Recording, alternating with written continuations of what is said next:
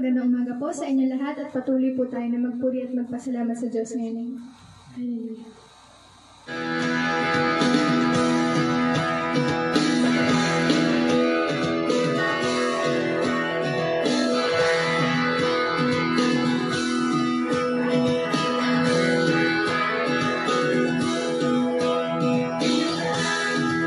Praise the Lord.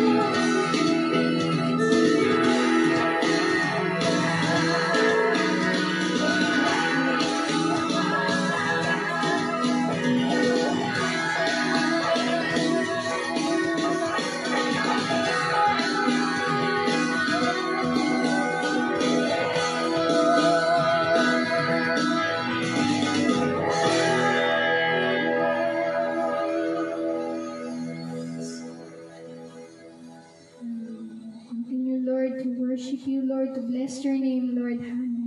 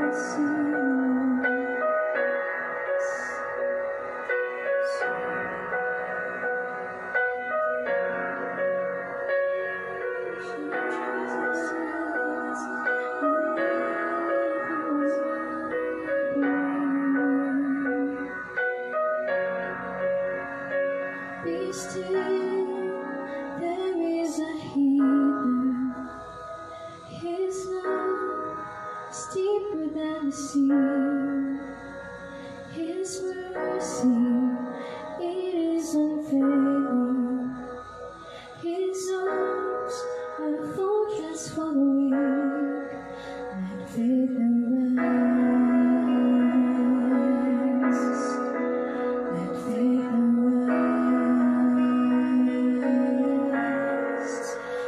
lift my hands to believe again.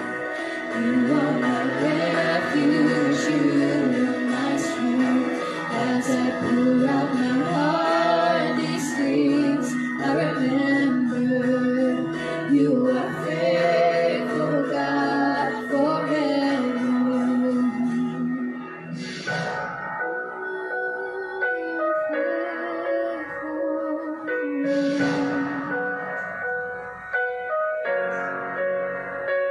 Be still, there is a river that flows from Calvary's stream, a fountain for the thirsty, pure grace that washes over me.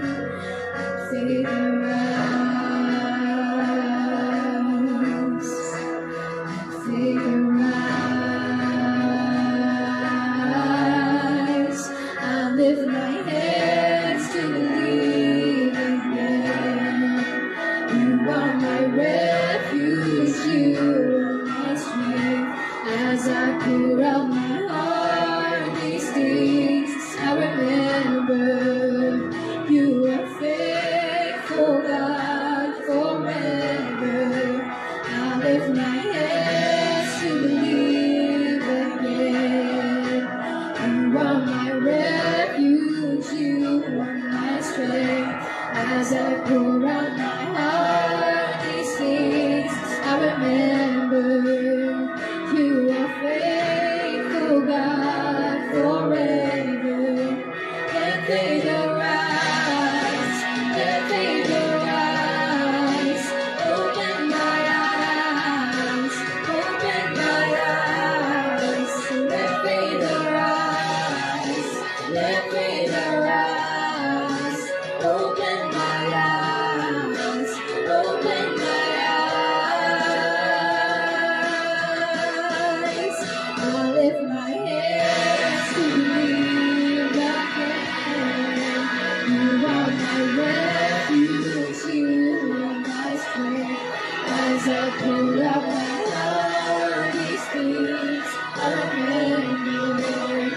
You are faithful, God, forever. I lift my hands to believe again.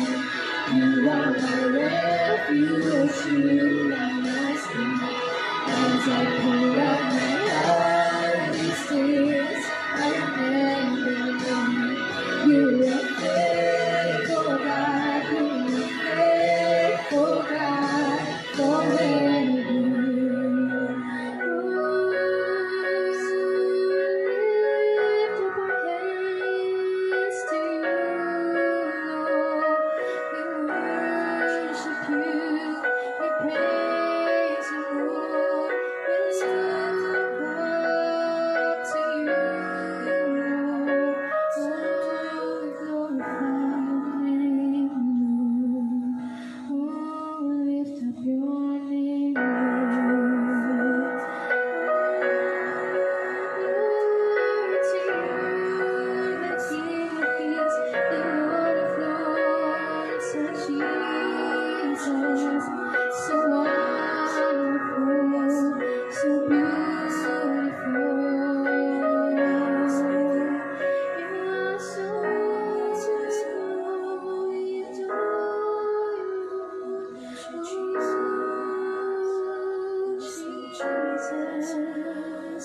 Oh, pour out your Spirit on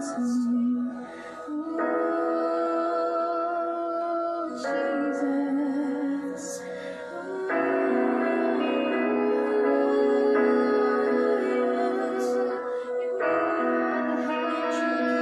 Oh, Jesus.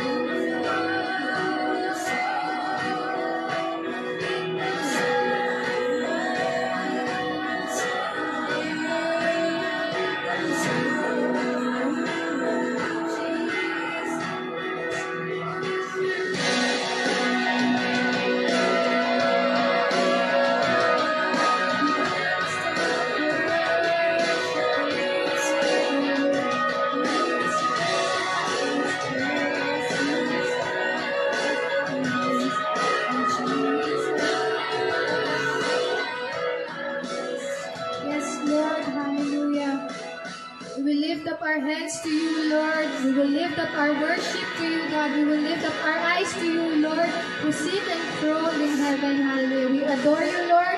We praise you and we continue, Lord, to worship you, for you are glorious, you are wonderful, Lord.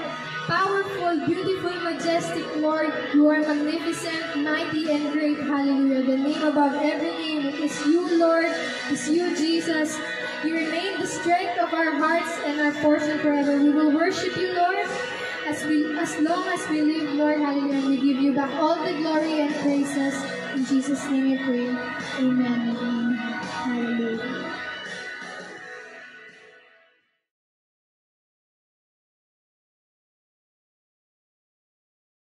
Amen po. Maraming salamat po sa ating Panginoon na binigyan ulit tayo ng privilege para makapagsalita sa inyo ngayong linggo at naway nasa mabuti kayong kalagayan at sa malakas na pangangatawan.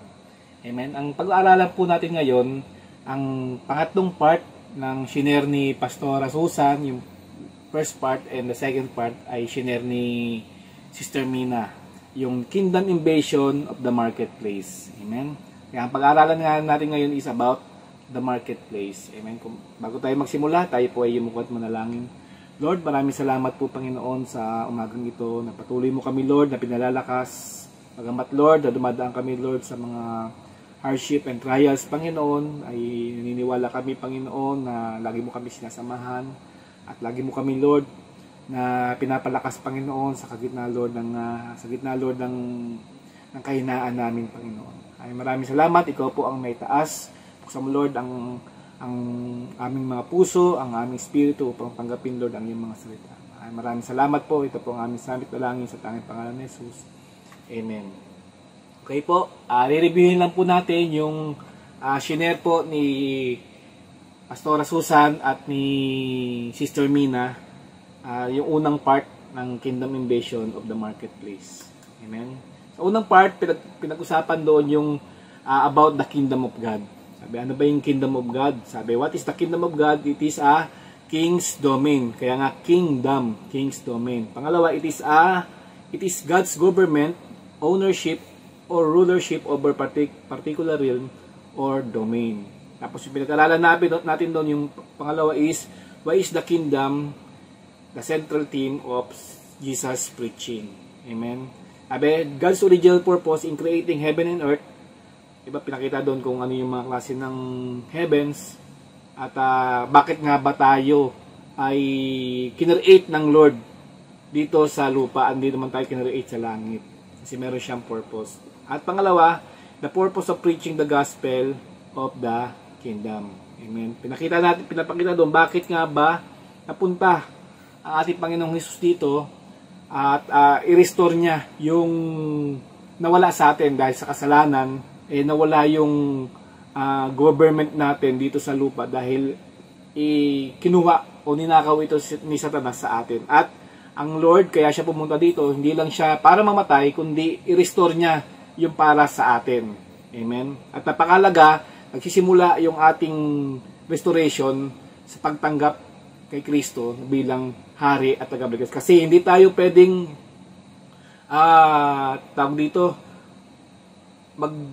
bumalik agad sa kingdom kung walang hari, 'di ba? Kaya nga may kingdom Kumbaga may nagahari sa kingdom. At kung walang hari, walang kingdom.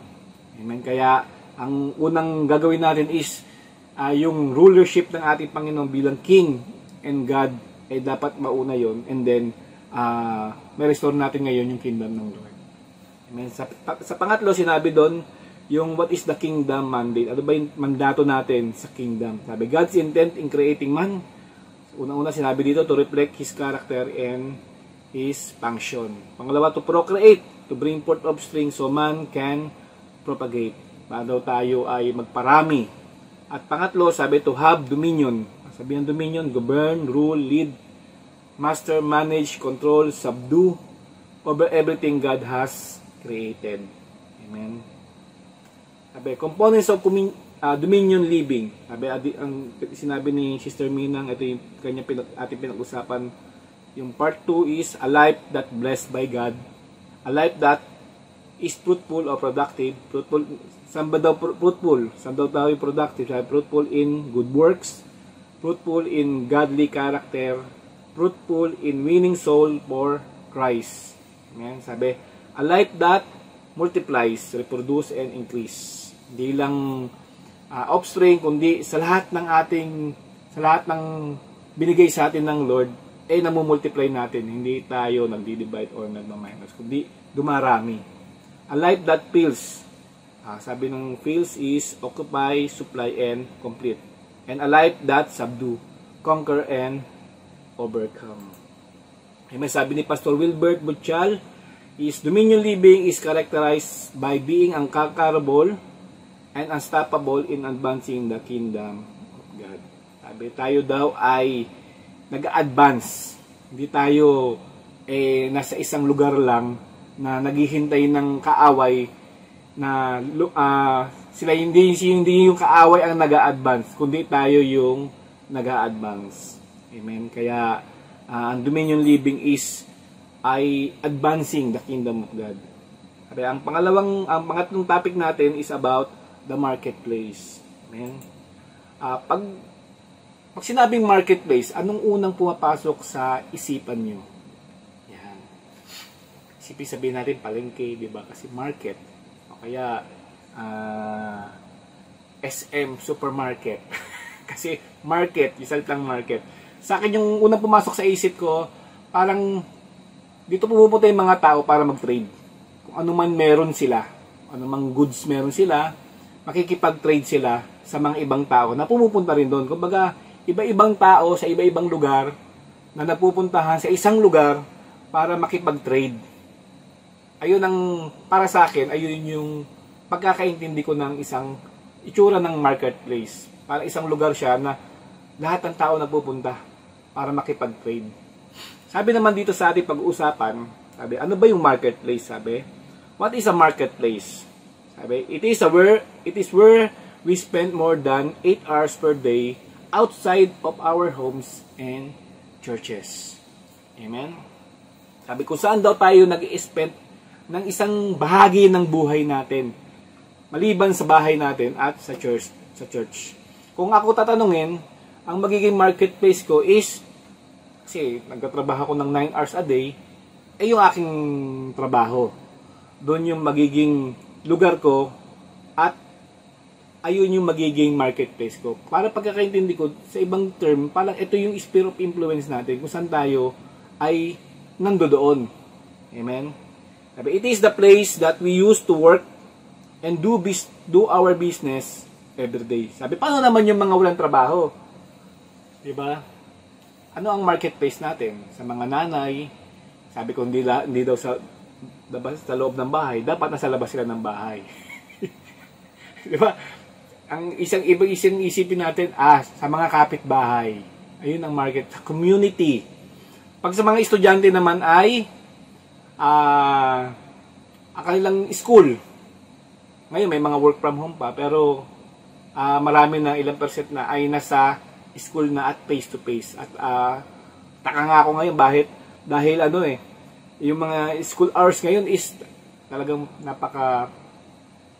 napakahaba nilang oras nila na ginugugol sa school. Minsan si EJ papasok ng 8 o 7, uwi na mga 9. Kasi ganoon kahaba yung school nila ngayon, school hours nila, parang hindi na productive sa mga bata. Kasi pagdating ng pag-uwi, ang dami pang mga assignment. Diba, abutin pa sila ng siyam-siyam. Kaya yung mga bata, kulang sa tulog, sobra sa pressure, kaya hindi na sila masyado nagiging productive. Ayan ang ating mga marketplace. Kayo, kung saan kayo naglalagi, ayun yung marketplace. Kung tambay, siyempre sa kanto. Ayun ang marketplace nyo. Kasi wala naman kayo ibang pupuntahan, di ba? It is a place where we meet different kinds of people, both believers and non-believers. It is a place where God wants us to reach and spread the kingdom influence. Amen? Sabi, ito daw yung lugar na nilagay tayo ng Panginoon upang mag-reach sa mga tao. Kasi sabi sa unang sinabi natin, ito daw yung mga lugar na nami-meet natin ang mga believers and non-believers. Kaya ito yung place na para i-reach out at i-spread ang kingdom influence at wala nang iba. Amen. Sabi sa Acts 1:12-14, sabi dito, "Then they returned to Jerusalem from the mount called Olivet, which is near Jerusalem, a Sabbath day journey. And when they had entered, they went up to the upper room, where when they were staying." Sabi naman sa Acts 2:1-12, "When the day of Pentecost arrived, they were all together in one place, and suddenly they came from heaven sound like mighty rushing wind. It filled the entire house where they were sitting, and divided tongues as the fire appeared to them and rested on each one of them.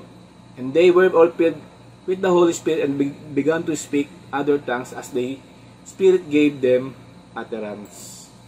Verse 5, "Now they were dwelling in Jerusalem, Jews, devout men from nation under heaven, and all this sound and multitude came together, and they were bewildered because each one was hearing them speaking on his own language." Kasi taka daw sila bakit yung mga Hudyo nagsasalita ng iba't ibang wika. Yung mga nakarinig bewildered sila. Nagtaka sila. "And they were amazed and astonished, saying, Are not they all these who are speaking Galileans? And how it is that we hear each of us in his town in his own native language."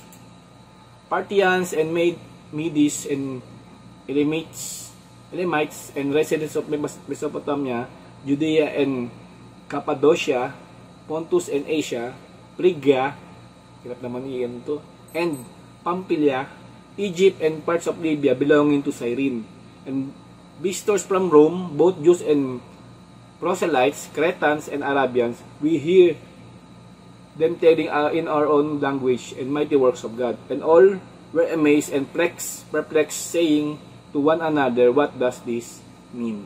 Amen. Makikita natin doon na iba't ibang lahi. Sabi na sa upper room sila, nasa Jerusalem, kung saan ang central of business. Nagtaka, ang daming mga iba-ibang mga lahi. Diba sinabi ko nga iba-ibang lahi, ang hirap ng bigkasin. At makita natin doon, yung speaking of tongues, yung mga believers of Christ, narinig nila yung salita ng mga believers of Christ na nagsasalita ng kanilang lahi. Amen. Kumbaga nagkaroon ng connection.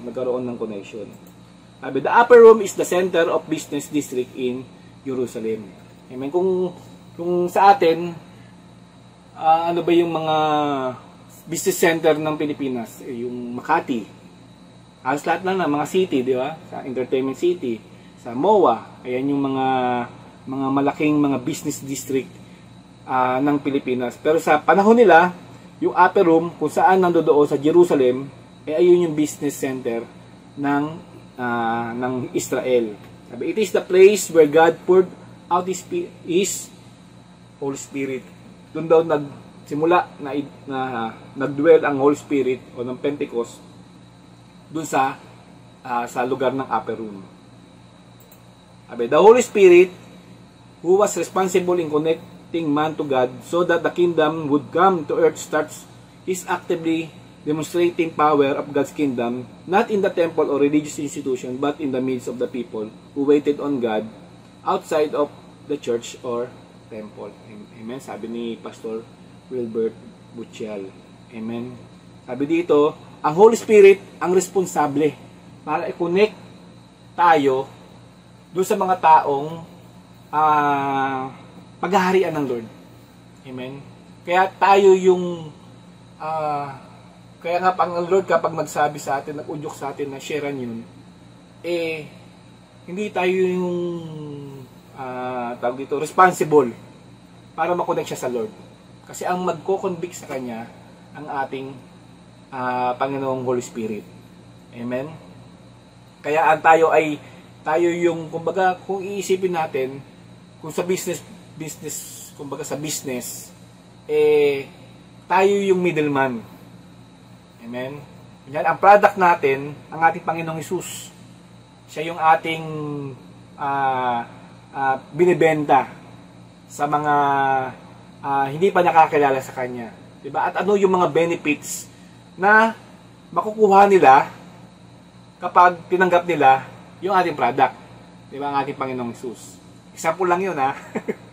Kasi siya naman talaga yung ating yung pinangaabot sa mga tao, ang ating Panginoong Hesus. At ano yung mga pwedeng ibigay ng ating Panginoong Hesus sa kanila? Yung freedom, heaven, freedom from sin, diba? At yung journey natin sa righteous life at hanggang makapunta tayo sa final natin na destination, yung heaven. Amen? Sabi, it shows that for the kingdom to advance and fill the earth, it should not be restricted or combined within our churches. Amen? Kasi minsan, sa mga lumang kaisipan, ang kingdom ng Lord ay nasa church. Amen? Kumbaga, ang nakakumpay lang sa church, sila pupunta sa church at para ma-convert. Pero sabi nga, ang discipleship nandoon sa marketplace. Nasa marketplace. Nandoon sa sphere of influence natin. Sabi, to understand more how the kingdom works in the marketplace, we must go back to the purpose why God put man in the Garden of Eden. Kung bakit daw dinala daw tayo ang man sa Garden of Eden. Amen. Ano ba yung Garden of Eden? Ano ba yung Eden? Sabi ito, Eden, it is Adam's workplace. Kung saan nilagay ng Lord si Adam para magtrabaho. Amen. Doon yung perfect place niya para maging productive. O pagyamanin kung ano man meron binigay ng Lord para sa kanya. Amen. Ayun yung place is called Eden. Genesis 2:4-5. These are the generation of heavens and earth. And the earth when they were created in the day that the Lord God made the earth and the heavens. When no bush of fields was yet in the land and no small plants of the field had yet sprung up. For the Lord God has not caused it to rain on the land, and there was no man to work on the ground. Amen. Sabi sa Genesis 2:4-5, hanggat din niya pa nilikha si Adam at si Eve, wala pang hindi pa niya pinauulan yung lupa para mag-sprang up yung anumang work na gagawin ng ni Eva at Adan. Amen.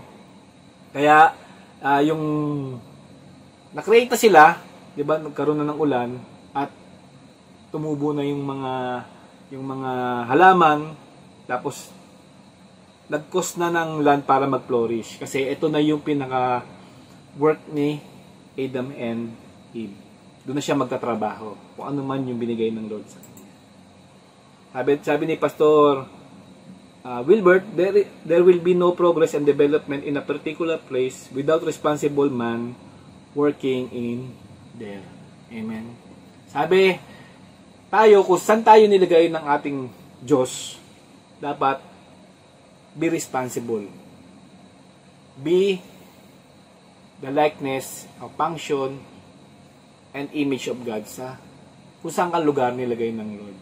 Amen. Kasi kung wala, sabi dito, there is no progress and development. Kung alam lang natin, diba, na tayo yung magkukos para magkaroon ng development sa isang lugar kung saan tayo nilagay ng Lord, is tayo yung nagkukos. Kasi tayo anak ng Lord. Amen. Kaya nilagay ka dyan ng Lord, hindi para matapos yung buong karir mo na walang nangyari. Kumbaga naging dumaan lang. 'Di ba? Parang okay lang, naging walang purpose kung bakit ka napunta diyan sa lugar na 'yan. Amen. Tandaan natin, ang purpose natin kaya tayo nilagay ng Lord diyan, kundi i-spread ang kingdom of God. Hindi lang para makapakabuhay tayo ng pamilya natin, hindi lang para matuto tayo sa school natin. Amen. Hindi lang para magkaroon tayo ng connection sa mga taong sa community natin. Hindi lang 'yun. Kung lalaliman pa natin, nilagay tayo ng Lord sa lugar na 'yan, saan man tayo nilagay ng Lord sa lugar na 'yan, sa trabaho, sa school, sa community, tayo yung malaman natin yung purpose natin kung bakit tayo napunta diyan. Amen. Kung bakit tayo nilagay diyan. Sabi, lahat ng bagay ay may purpose. Pag binasa niyo yung purpose-driven life, kung bakit ka sa lahat ng bansa, bakit ka sa Pilipinas? Sa lahat ng pamilya, bakit ka sa pastor? Bakit ka sa, di ba? Kung magtatanong ka, bakit ka napunta sa isang particular na pamilya, particular na bansa, di ba? Hindi yan incident, hindi yan kundi lahat yan pinalano ng Lord kung bakit tayo nandito. Amen. Lahat yan ay may purpose. Kaya kung alam natin yung purpose natin, malalakaran natin to. Amen. Sabi, Genesis 2:15-17, and the Lord God took the man and put him in the garden of Eden to work it and keep it. Diba? Yung dinala na ng Lord, patas lalangin niya ang man, dinala niya na ito sa Garden of Eden to work, para magtrabaho and keep it. Sabi dito, and the Lord God commanded man, saying, you may surely eat of every tree of the garden, but of the tree of the knowledge of good and evil you shall not eat, for in the day that you eat of it, you shall surely die. Amen. Sabi dito, kung saan man lang tayo nilagay ng Lord, 'di ba? Meron tayong mga dapat nagampanan. Meron tayong dapat na prinsipyo na dapat nating lakaran. Ano ba yung mga commandments ng Lord, particular do sa ating mga ginagawang trabaho? May sabi nga, we are the salt and the light of the nation. Kung nilagay ka diyan sa school mo, dapat maging salt and light ka diyan. Amen? Hindi yung sasabihin ng mga kaskwela mo, katrabaho mo, Christian ba to? Ba't parang hindi Christian yung kanyang pamumuhay o kanyang attitude? Diba? Sabi nga tayo yung nilagay tayo ng Lord dyan, tapos iba yung nakikita sa atin. Nakakaya sa Lord. Nakakaya sa Lord. Sana dapat maging responsible tayo doon sa anumang nilagay ng Lord, kung bakit tayo nilagay ng Lord. Yan. Sabi, what is Eden? Ano ba yung Eden? Sabi, Eden is the Hebrew word means spot. A moment of peace in His presence. Or a moment in His presence in a spot. Sa daw lugar na to kung saan ano doon yung presence ng Lord. Amen? Lagi-lagi ano doon yung presence ng Lord. Sabi nga, meron ako nabasa, bakit kailangan ng tao ang presence ng Lord? Diba? Kasi nilagay ang tao sa Eden kung saan ano doon yung presence ng Lord. Diba? Katulad daw ng isda, kapag wala sa tubig, mamamatay ang isda. Katulad ng ibon, kung walang kalawakan, mamamatay ang ibon. At ganoon din ang tao. Kung wala ang Lord, hindi siya magpo-flourish, hindi siya, mamamatay siya. Kaya nga, yung nagkasala ang tao, nahiwalay siya. Diba? Nagkaroon ng separation from God because of sin. Kaya namatay ang tao. Nagkaroon na siya ng kamatayan dahil nawala na siya sa presence ng Lord. Ganoon din ang isda. Pag nawala siya sa presence ng tubig, hindi siya magpo-flourish, mamamatay siya. Okay? Sabi, Eden is a small spot or portion in the earth where God put man to enjoy the moment of His presence. Amen. Sarap sa Eden, no? Laging niyang doon yung presence ng Lord. Minuto sa lahat ng oras ng buhay niya. Sabi sa Genesis 3:8, and they heard the sound of the Lord walking in the garden in the cool of the day, and the man and his wife hid themselves from the presence of the Lord Lord God among the trees of the garden. Amen. Kaya yung nagkasala sila, nagtago na sila sa presence ng Lord. Kasi alam nila na nag-disobey sila sa commandment ng Lord.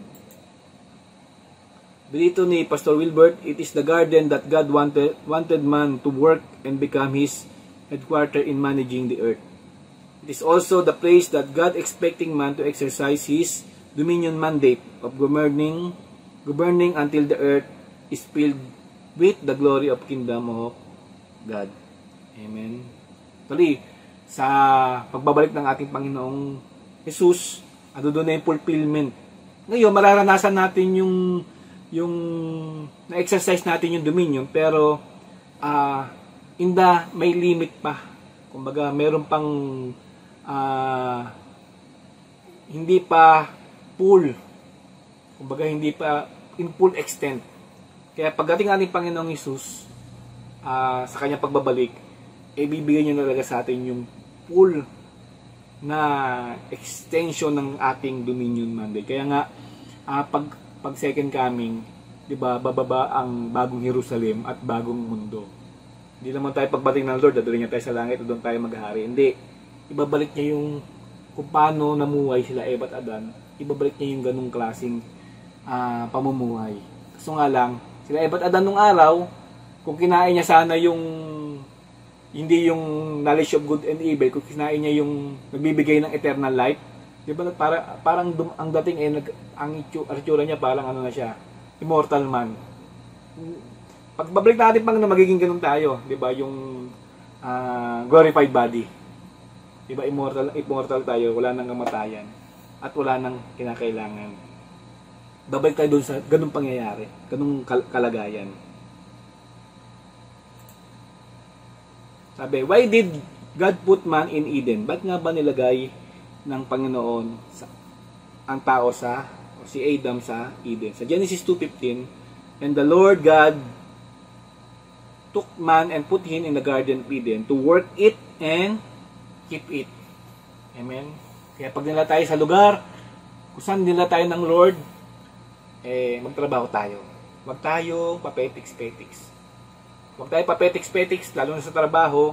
Huwag din tayo papetiks patungkol sa spiritual. Kung may pagkakataon na mag-share tayo ng Word of God. Amen. Unang-una sabi, dito, letter A, the first assignment of God gave man is to work. Bakit? Diba sabi, yung dinilang ng tao ng Diyos ang tao, hindi niya unang pinagawa sa tao is, sambahin niyo ako. Diba? Ang unang niyang assignment is to work. Diba? Bakit? Ang Lord, marami na sumasamba sa Kanya eh. Kaya nga nilalang niya yung mundo para sa dominion ng tao, para mag-work. Amen. Sabi, letter B, the garden that man work is to cultivate and bring forth everything man need to sustain in his dominion. Amen. Sabi, kung saan man tayo doon, cultivate natin kasi ayan yung magsusustain sa atin para magawa natin yung para lahat ng ating mga pangangailangan ay masustain, para ang ating dominion mandate ay magawa natin. Genesis 1:29, sabi dito, and God said, behold, I have given you every plant yielding seed that is on the face of all the earth, and every tree with seed in its fruit you shall have them for food. Amen. Dito yung hindi pa nagkakasala ang tao, napakadali sana ng paano natin makukuha yung lahat ng ating pangangailangan. Kaso nga lang, na-curse ang lupa, na-curse ang soil, na-curse lahat dahil sa kasalanan ng tao. Kaya ang tao ngayon is nagpapakahirap, nagpapakapagod dahil sa kakaunting maibibigay ng soil o nung kanyang sinasaka. Kasi nga under ng curse yung soil dahil sa kasalanan ng tao. Sabi, work is given more emphasis than worship. Amen? Sabi dito. Mas binigyan daw ng emphasize ang work than worship or any other religious activities in the scripture. Amen? Kaya makikita natin, tulad sinabi ko kanina, yung unang-unang pinagawa ng Lord pagkatapos niya dalangin ang si Eva at Adan, hindi para sambahin siya, kundi para magtrabaho. Sabi nga ni Pastor Wilbert, work is the highest form of worship. Amen. Sabi sa Matthew 15:8-9, these people honors me with their lips, but their hearts is far from me. In vain do they worship me, teaches doctrines and commandments of men. Sabi niya, maraming tao na in-honor niya ang Lord pamamagitan ng kanyang mga labi, pero malayo ang kanyang puso. Kasi iba yung kanyang ginagawa kaysa sa kanyang sinasabi. Kasi kung saan yung puso natin, sabihin yung puso natin, kung saan ano yung mahal nating gawin, ano doon dapat tayo. Kung problema, ang tao, hindi yung kalooban ng Lord ang kanyang ginagawa. Pero yung kanyang lips is in-honor ang Panginoon. Amen. Pero malayo ang kanilang mga puso. Kasi hindi nila ginagawa yung prinsipyo ng Lord. Sabi, God work ethics should be our standard in working. Amen. Ano ba ethics ng Lord? Andiyan yung sa kanyang mga salita. Diba? Sabi, huwag kang magnanakaw, huwag kang lahat na pwede natin makita, diba? Huwag kang mandaraya, huwag kang magbabribe. Yan ang mga work ethics ng Lord. Mga example lang po yan. Sabi sa Ecclesiastes 11:9, sow your seed in the morning and do not be idle in the evening. For you do not know whether one or the other will succeed or whether both of them alike will be good. Ang pang-standard ng Lord is be a hard worker. Maging masipag tayo. Yan ang mahirap sa maraming mga tamad. Dito, ang sabi dito, kung magtatanim daw tayo sa umaga, sa gabi daw, magtanim pa rin tayo. Kasi di naman daw natin alam kung alin yung magbubunga. Yung tinanim ba natin sa umaga o yung tinanim natin sa gabi.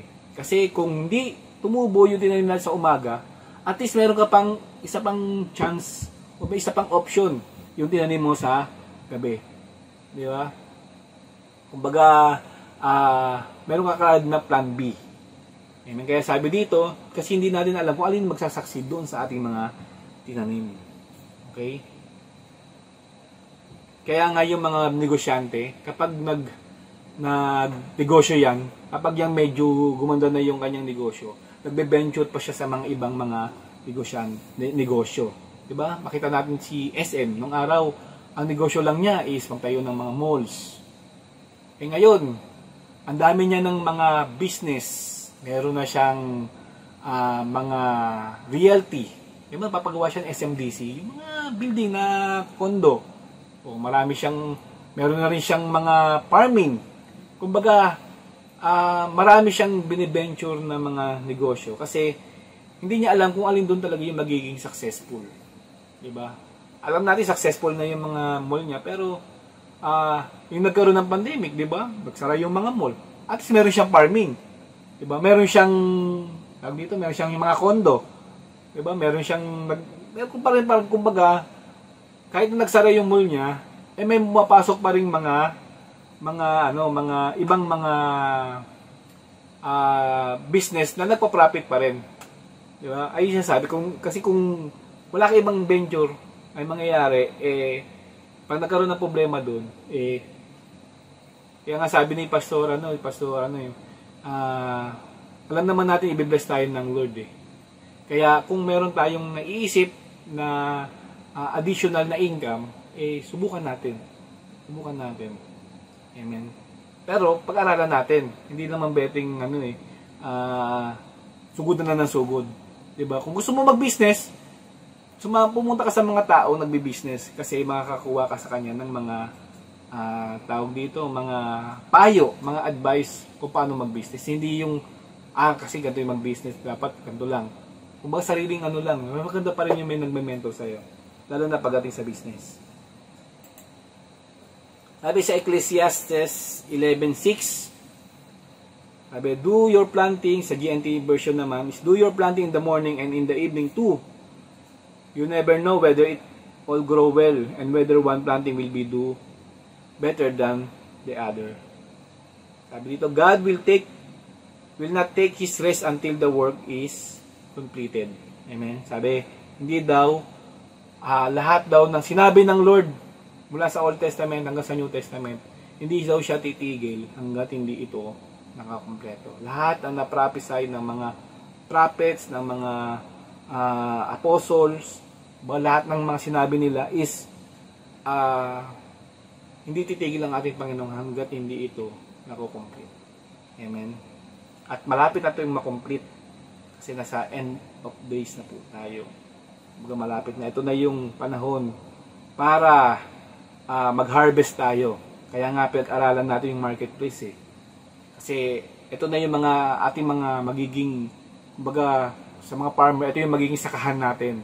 Diba? Sa mga mangingisda naman, ito yung magiging fishery natin o palaisdaan. Excited ba kayo? O hindi?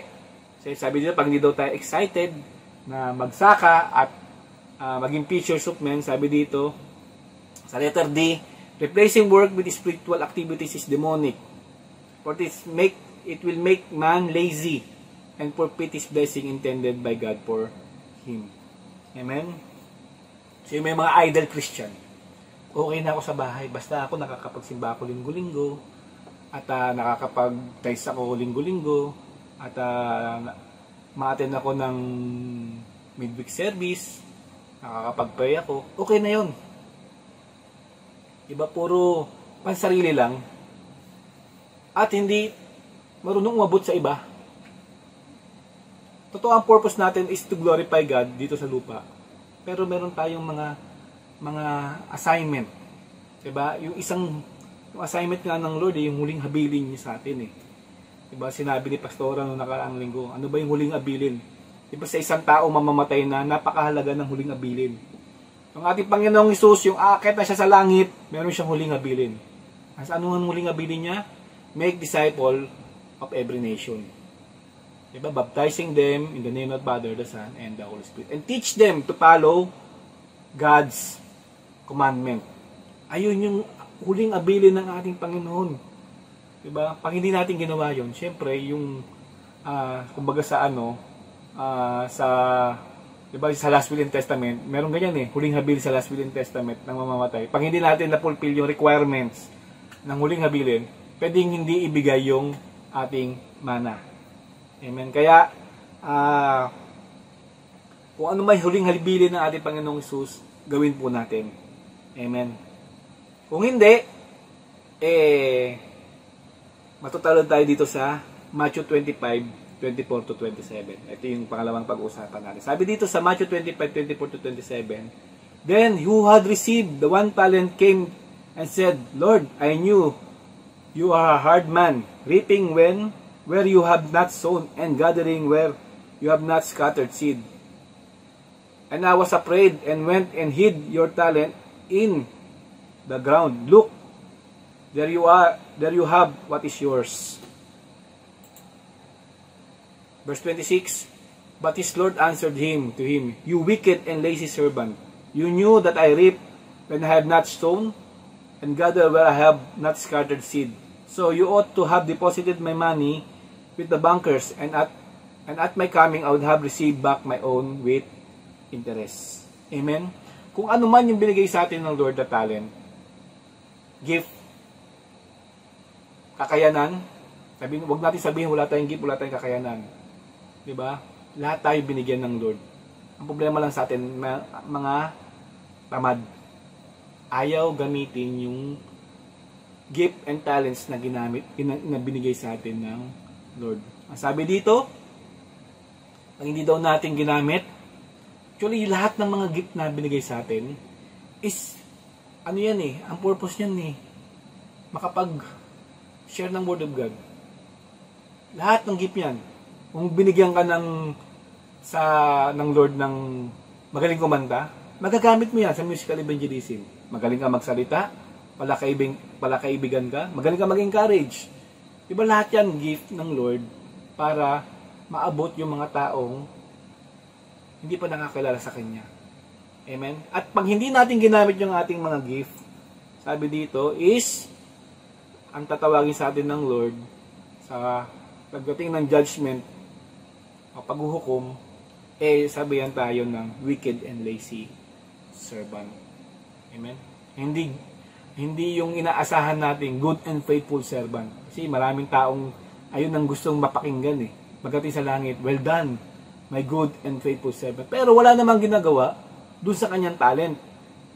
Hindi niya pinagyayabong at hindi niya ginagamit.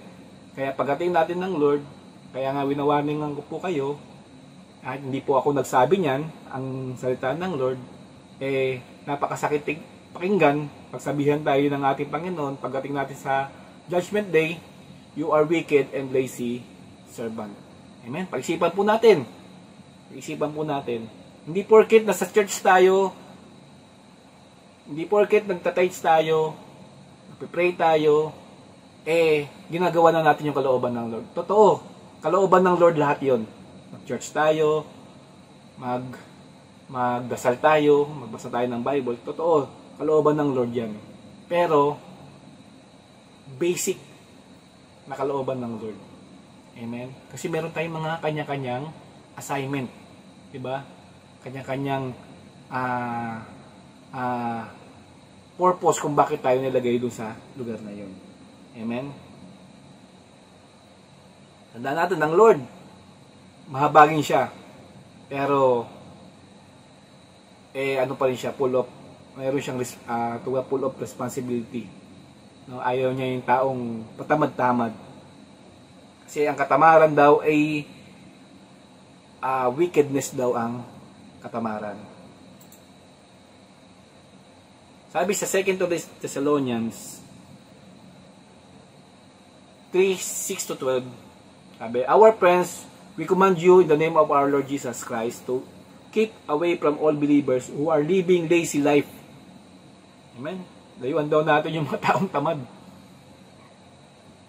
And who do not follow instruction that we gave them. Sabi ni Apostle Paul. You yourselves know very well that you should do just what we did. Gayahin daw natin ng sila Apostle Pablo. We were not lazy when we're with you. Hindi daw sila tamad. Yung sila piling sila nasa Thessalonian Church. We did not accept anyone's support without paying for it. Instead, we work and toiled. We kept working day and night so as not to be expense of any of you. Amen? Noon dapat tayo maglingkod sa Lord. Hindi tayo pabigat sa iba. Amen? Hindi tayo tamad. Minsan nga basic pa nga lang pagpunta pa lang ng church, tamad na tayo pumunta sa church ng maaga. Amen. Kaya sa Lord. Sabi, verse 9, we did this not because we do not have right to demand our support. We did it to be an example to follow, for you to follow. While we're with you, we used to tell you, whoever refuses to work is not allowed to eat. Sabi ko, sinong ayaw magtrabaho, wag daw kakainin. We say this because we hear that there are some people among you who live lazy lives and who do not nothing except meddle in other people's business. In the name of the Lord Jesus Christ, we command these people and warn them to lead orderly lives and work to earn their own living.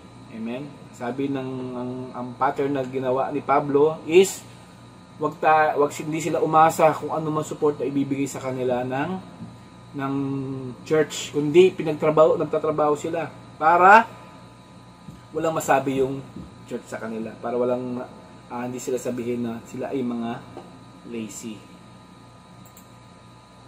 Sabi dito, I command every pastor and other full-time workers to discipline yourself in area of work.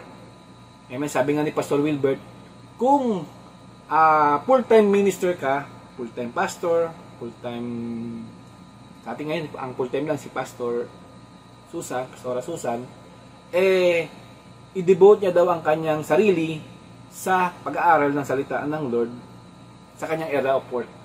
May sabi ni Pastor Wilbert nga para daw siyang nasa office. Monday, Monday kasi ang karaniwang day off nila, Tuesday to Sunday or Wednesday to Sunday, mula 8 ng umaga hanggang 5 ng umaga, ng hapon, para sila nagtatrabaho din. Ang ginagawa nila, nag-aaral sila ng salita ng Lord. Di ba? Nakikinig. Kumbaga, lahat na pwede nilang gawin. Nagpe-pray, para sa church. Yun daw yung ginawa niya. Di ba? Kaya, disiplina niya yung sarili niya para pagdating niya talaga ng yung pagdating ng Sunday, kumbaga, lahat ng mga kailangan niya, naibibigay niya. Kumbaga, busog na busog siya. Kasi, buong isang linggo talagang, nag-aral siya ng salita ng Lord. Sabi niya, spend some time in the office works to study and strategize what to do in the works of the ministry. Sabi nga, mga full-time ministry. The greatest mistake, sabi dito naalala ko lang. Sabi dito the greatest mistake of the Christian is working the wrong assignment. Unknown author. Nakalimutan ko na kung sino yung sabi niya. Pero maraming Kristiyano na nagtatrabaho sa wrong assignment. Nung ibig sabihin nito, kung ano lang gusto niyang gawin, ayun lang gusto niyang gagawin. Pero yung pinapagawa ng Lord sa kanya, pag alam niyang mahirap, ayaw niyang gawin. Para sa trabaho lang yan, di ba? Kapag yung trabaho ayaw mong gawin, pero kahanap ka ng trabaho na gustong-gusto mong gawin, pero hindi naman yun yung gusto ng boss mo o ng manager mo, pagdating ng araw, pag-check ka na ng boss mo, at hindi niya alaman niya na hindi yun yung ginawa mo, yung pinapagawa niya, at sinabi mo meron ka ibang gagawin, sa tingin ko magagalit siya. Kasi, ginawa mo yung wrong assignment. Ganun sa Lord. Diba? Sayang naman yung effort, pagod, pawis. Wala naman tong, kumbaga, hindi naman siya nasama sa accomplishment. Diba? Hindi siya masasama sa accomplishment.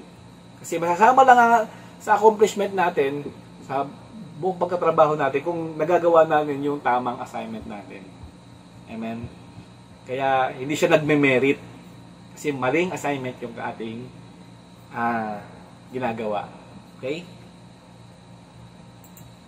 Letter G, sabi, God's presence is what man needs in order for them to become responsible, effective, and accurate workers. Kailangan natin ang presensya ng Lord araw-araw. Amen? Kasi totoo lang, sa trabaho, yung boss mo, hindi mo lagi nakikita. Hindi lagi nakatingin sa'yo. Diba? Pwede kang gumawa ng hindi tama. Pero kung kasama mo presensya ng Lord, alam mo ang Lord lagi siyang nakatingin sa'yo at nitingnan kung ano yung ginagawa natin. Amen? Sabi dito, question. Which comes first? God's presence before work? Or worship before God's presence? Sasagutin natin yan mamaya. Ano daw mauuna? God's presence muna daw bago tayo magtrabaho? Or mag-worship muna before God's presence? Sabi sa Genesis 3:8, and they heard the sound of the Lord God walking in the garden in the cool of the day. And the man and his wife hid themselves from the presence of the Lord God among the trees in the garden. God's presence is the one that inspire and energize them to work. Diba? Kung wala yung presence ng Lord, wala silang inspiration at energy to work. Diba? Kaya kailangan natin yung presensya ng Lord sa lahat ng ating ginagawa. Minsan, sobrang galing na natin, sobrang talino na natin, sobrang maalam na natin, at sobrang kayabangan na natin, minsan hindi na natin na-acknowledge yung presence ng Lord sa ating mga trabaho. Amen. At yun yung nakakalungkot dahil in the end of the day, parang pagod na pagod tayo dun sa ating ginawa. Parang hapong-hapo tayo dahil yung sarili lang natin yung ating kumbaga tayo lang yung pagkatrabaho natin wala sa presensya ng Lord. Amen. Pang sarili lang. Kaya ang mag-i-inspire sa atin, ang magbibigay sa atin ng energy to work is God's presence. Amen. When the man is working in the presence, he will go beyond his working time and receive more grace and accomplish extraordinary results and blessing. Amen. May napakinggan ako kahapon. Sabi doon sa napakinggan ko. Minsan daw, maraming mga Kristiyano is pagod na pagod, hapong-hapo sa kanyang trabaho, parang gusto na mag-quit, parang feeling niya wala nangyayari sa ministry niya, feeling niya hindi siya nag-grow o nag-take advance dun sa anumang binigay ng Lord sa kanya. Amen.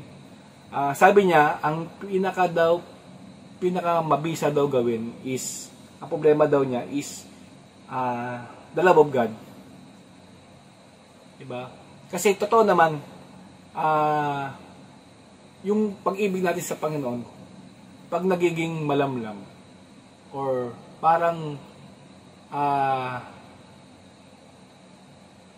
lumalayo, tuloy tayo naman lumalayo sa Lord dahil sa ating kasalanan. Pag lumalayo, yung ating pagpe-pray parang nagiging obligasyon na lang. Yung ating pagbabasa ng Bible parang obligasyon na lang din. Kumbaga lahat ng mga ginagawa natin parang napipilitan na lang tayo. Bumalik tayo dun sa pag-ibig ng Lord.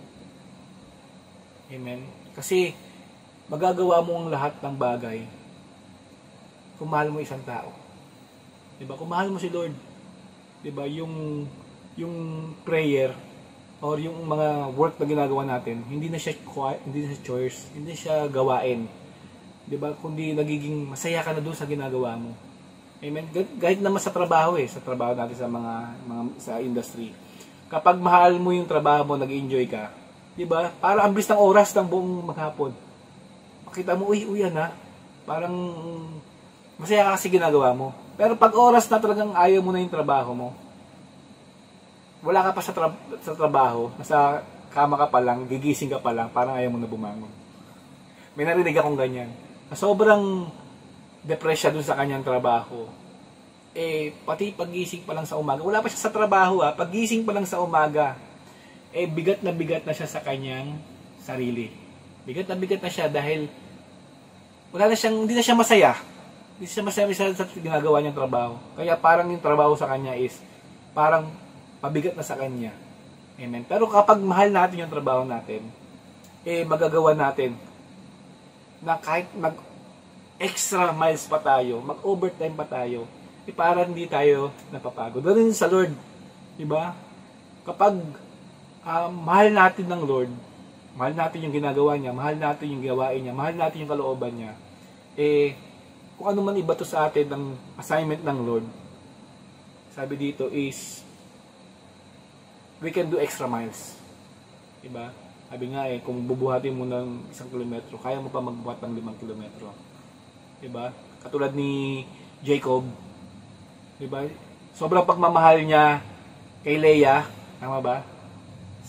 Doon sa bunsong, kay Rachel ba? Kay Rachel nga. Nakalimutan ko siya sa dalawa. Diba? Yung unang trabaho niya, 7 years, nakuha ang nakapangasawa niya yung panganay, dahil sa pagmamahal niya dun sa isa, kay Rachel, nagtrabaho ulit siya for another 7 years. Diba? Parang, di siya napagod. Dahil mahal niya alam niya na after 7 years, makakasama niya na yung taong mahal niya. Amen? Kaya, for 14 years, na pagsisilbi niya doon sa kanyang tiyuhin na Laban, parang isang iglap lang sa kanya dahil mahal niya yung tao. Ganun sa Lord. Kung ano man ginagawa natin yun, ngayon, kung mahal natin ang Lord, hindi natin na malalaman na dumating na pala siya. Dumating na yung ating Panginoong Hesus na hindi natin na nalalaman. Tapos na pala yung assignment ko. Di ba? Parang ang sarap ng ganun, yung sa sobrang parang kulang pa yung ginagawa mo dahil mahal na mahal mo yung ating Panginoong Yesus. Amen? Balikan natin yung tanong kanina. Sabi, which come first, bago tayo magtapos, God's presence before work or worship before God's presence? Tanungin ko si Badje. Hindi, joke lang. Sabi, para sa akin, kasi itong tanong na to, depende to dun sa anong timeline eh. Kasi kung yung God's presence before work, timeline niya nung hindi pa nagkakasala ang mga tao. 'Di ba? Yung God's presence lagi available eh. 'Di ba? Bago sila magtrabaho eh. Sila ba't Adan? Bago sila magtrabaho sa Eden, yung God's presence laging available sa kanila. Pero yung nagkasala na ang tao, dito na. Kasi dahil na iwalay na tayo, na separate na ang Lord ang tao dahil sa kasalanan, ang tao ngayon kailangan gumawa ng paraan para yung presence ng Lord bumaba. Diba? Tandaan natin, si Solomon, nagpatayo siya pinatayo niya yung temple. Diba? Ang ginawa nila, nag-praise and worship sila. Sumamba sila sa Lord. Diba? Pagkatapos sila sumamba sa Lord, bumaba yung presence ng Lord sa temple. Amen. Kasi, ba't ganun? No, hindi kagad ready available yung presence ng Lord sa panahon nila. Kasi, yung tao nagkasala na. Amen. Nagkaroon na ng kasalanan ng tao at kailangan nilang mag-worship sa Lord para bumaba ang presence. Amen. Pero ngayon, mararanasan ba natin yung unang question, yung God's presence before work? Amen. Diba? Sabi nga ng ating Diyos na nung simula nang tanggapin natin ang ating Panginoong Jesus bilang Diyos at tagapagligtas ng ating buhay, ang Holy Spirit nag-indwell na sa atin. Tayo na yung temple ng Lord. Yung presence ng Lord, dala-dala na natin. Amen? Diba? Kaya ano mang gawin natin, diba? Bumalik na tayo dun sa original plan ng Lord na God's presence before work. Amen? Kasi ang Holy Spirit nag-indwell na sa atin. Nasa sa atin na yung presensya ng Lord. Kaya kung ano mang gawin natin, is magkakaroon ng a blessed life, productive life. Amen? Kasi nasa sa atin na yung presence ng Lord. Amen? Kaya ayun po yung aking sagot doon sa question na which comes first, God's presence before work or worship before God's presence. Amen? At dito na po muna tayo magtatapos sa ating topic at ipagpapatuloy na lang po ng susunod na magiging magmemensahe. At maraming salamat sa nakinig at kung meron kayong katanungan, pwede nyo pong tanungin sa small group natin. Amen? Tayo po ay yumuko at manalangin. Lord, maraming salamat po, Panginoon, sa bawat isang nakinig ng iyong salita, Panginoon. Naniniwala kami, Lord, na binigay mo na, Lord, ang iyong presensya, Lord, dito sa lupa, Panginoon. Sa pamamagitan, Lord, nagkaroon kami, Lord, ng karapatan tawagin ang Diyos Ama na Ama dahil sa iyong anak na namatay sa krus ng Kalbaryo ng aming Diyos tagapagligtas. Maraming salamat, Lord, sa bawat isa na magawa po namin, Lord. Nalaman na namin, Panginoon, ang purpose namin, Lord, sa marketplace, Panginoon. Naway bigyan mo kami, Lord, empower us, Panginoon, upang maging middleman, Panginoon, ng iyong salita, Lord, ng iyong presensya, ng iyong pag-ibig, Lord, sa mga tao, Lord, na nakakasalubungan namin sa Spirit of Influence namin, Panginoon. Salamat, Lord. Ngayon pa lang, Lord, ihanda mo na, Lord, yung aming harvestin, Panginoon. Ngayon pa lang, Panginoon, naniwala kami, Lord, na nakahanda na ito, Panginoon. At maraming salamat, Lord, na bigyan mo kami, Lord, ng kalakasan. Bigyan mo kami, Lord, ng lakas ng loob, Panginoon, upang magawa namin ito, Lord. I-strategize namin ito, Lord. Maraming salamat sa iyong Holy Spirit na patuloy na sumasama sa amin. Thank you po. At maraming salamat, Lord, sa iyong salita na ibinigay po sa amin. Ang aming samot dalangin sa tanging pangalan ni Jesus. Amen. Kayo po ay dadako na po muna tayo sa pagbibigay. Handa po na natin mga kaloob. ating pong ipag-pray ito. Lord, maraming salamat po, Panginoon, sa bagang ito, Lord, na nakita mo, Lord, ang aming puso, Lord, na magbibigay, Lord, ng masaya at may pag-ibig, Lord, sa iyo, Panginoon. Ibigay po namin lahat ng aming kaloob dahil ito, Lord, ang kalooban mo, Lord. Maraming salamat po, Panginoon, na lahat ng aming mga trabaho o saan man kaming nagkikita, Panginoon, sa businessman, Lord, sa aming trabaho, Lord, ano man na, Lord, na pinagkakitaan namin, Lord, ay pagpalain mo po kami, Panginoon, at sa iyo lang kami didepende, Panginoon, at lahat ng aming pangangailangan, kung isisika namin lahat ng aming pangangailangan, Panginoon, ay dadagdag po namin. Maraming salamat po. Ano po ang may taas, Lord, sa aming buhay. Ano po ang maging hari, Lord, ng aming buhay, maging Diyos ng aming buhay. Maraming salamat po. Ito po ang aming sama dalangin sa kahit Panginoon Jesus. Amen. Maraming salamat po sa mga nakinig. God bless po.